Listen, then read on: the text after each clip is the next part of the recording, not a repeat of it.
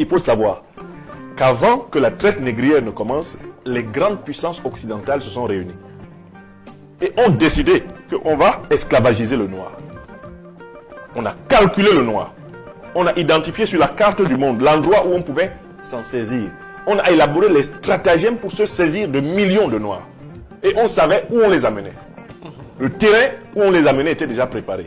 Les plantations de canne à sucre, les plantations de coton, les plantations de tabac, les mines. Et on savait où on amenait les noirs. D'accord? Il faut savoir que la colonisation, là, ça ne nous est pas tombé dessus comme une pluie équatoriale. Non! Ils se sont assis et ils se sont partagés l'Afrique. La carte de l'Afrique, là, que vous voyez, a été tracée par des puissances coloniales. Tracer une carte, c'est faire quoi? C'est faire un plan. En géométrie, c'est la même chose. Tracer une carte, c'est faire un plan. La colonisation a été planifiée. Ils se sont réunis pendant une année de réflexion. Toutes les grandes puissances européennes, entre 1884 et 1885. Au XVIIe siècle, un ministre français appelé Colbert va rédiger une loi qui décrète que tous les noirs sont des marchandises. Cette loi s'appelle le Code noir. Le Code noir. Sous le règne de Louis XIV. D'accord? Je vous rappelle que cette loi, on est en 2025, elle n'a pas encore été abrogée en France.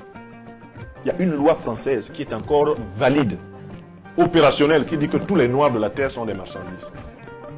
Alors, l'impérial de terrorisme que vous voyez là, ça a été préparé de la même façon. On a déguisé les troupes occidentales en terroristes apparemment religieux, qu'on a appelés djihadistes. Le concept même de djihadiste, il a été préparé dans les laboratoires de l'OTAN, dans les laboratoires des services secrets européens et du Moyen-Orient. On va les appeler djihadistes pour que les Africains croient qu'ils sont attaqués pour des raisons religieuses. On va leur donner des armes. D'où viennent les armes des terroristes? Vous pensez que les terroristes fabriquent des armes?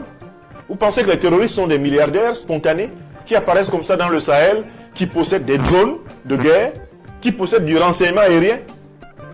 Tout a été planifié. Et nous, les Africains, devons nous aussi planifier notre vie dans l'espace et dans le temps. L'avenir appartient, dit-on, à ceux qui se lèvent tôt. C'est ça. Si nous n'anticipons pas, nous serons victimes de l'histoire. Si nous anticipons, nous en serons acteurs.